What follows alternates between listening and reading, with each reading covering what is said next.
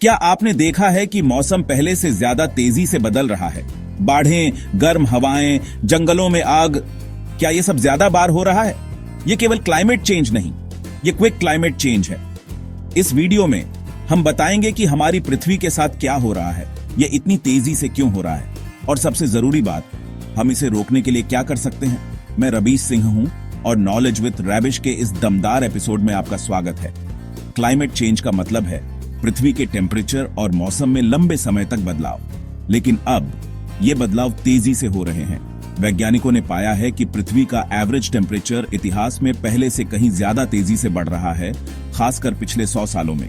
पहले टेम्परेचर हजारों सालों में धीरे धीरे बदलते थे, लेकिन अब बड़े बदलाव सिर्फ 10 से 50 सालों में हो रहे हैं।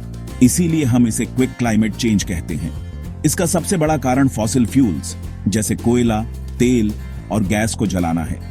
ये फ्यूल जमीन के बहुत नीचे से मिलते हैं। इन्हें निकालने के लिए हम खुदाई करते हैं, लेकिन जब हम इन्हें बिजली बनाने, फैक्ट्रीज चलाने या गाड़ियों के लिए जलाते हैं तो ये कार्बन डाइऑक्साइड छोड़ते हैं, जो मुख्य ग्रीन हाउस गैस है, जो हमारी हवा में गर्मी को रोकती है।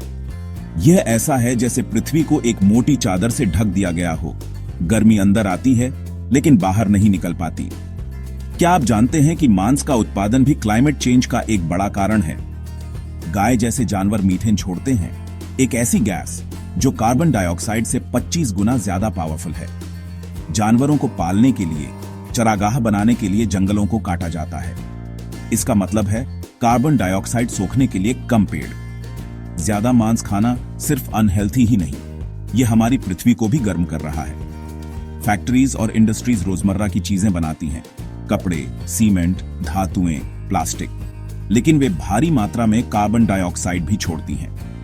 ये इंडस्ट्रीज फ्यूल और केमिकल जलाने पर निर्भर करती हैं, जिससे समस्या और बढ़ती है। पेड़ पृथ्वी के फेफड़ों की तरह हैं। वे कार्बन डाइऑक्साइड सोखते हैं और ऑक्सीजन देते हैं, लेकिन हर मिनट हम 20 फुटबॉल फील्ड्स के आकार के जंगल काट रहे हैं।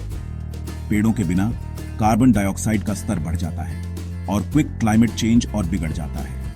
कार्स, ट्रक्स, एयरप्लेन्स और शिप्स ऐसे फ्यूल पर चलते हैं जो ग्रीन हाउस गैसेस पैदा करते हैं।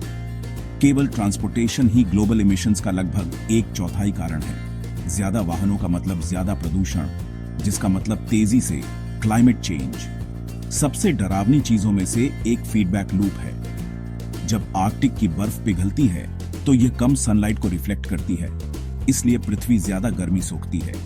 ज्यादा गर्मी का मतलब ज्यादा बर्फ का पिघलना। यह एक खतरनाक चक्र है। हम पहले से ही इसके नतीजे देख रहे हैं। रिकॉर्ड ब्रेकिंग हीट वेव्स, ज्यादा मजबूत साइक्लोन्स और हरिकेन्स, जानलेवा बाढ़ें और बढ़ता समुद्र स्तर, फसलों का खराब होना, खाने की कमी, पानी का संकट, जानवरों और कीड़ों का विलुप्त होना, इंसानों की सेहत भी खतरे में है। इसे रोकने में मदद करने के लिए आपको वैज्ञानिक होने की जरूरत नहीं है। यहाँ बताया गया है कि हम सभी कैसे बदलाव ला सकते हैं। कम बिजली का इस्तेमाल करें, जब जरूरत न हो तो पंखे और लाइट बंद कर दें। पेड़ लगाएं, एक पेड़ भी मदद करता है।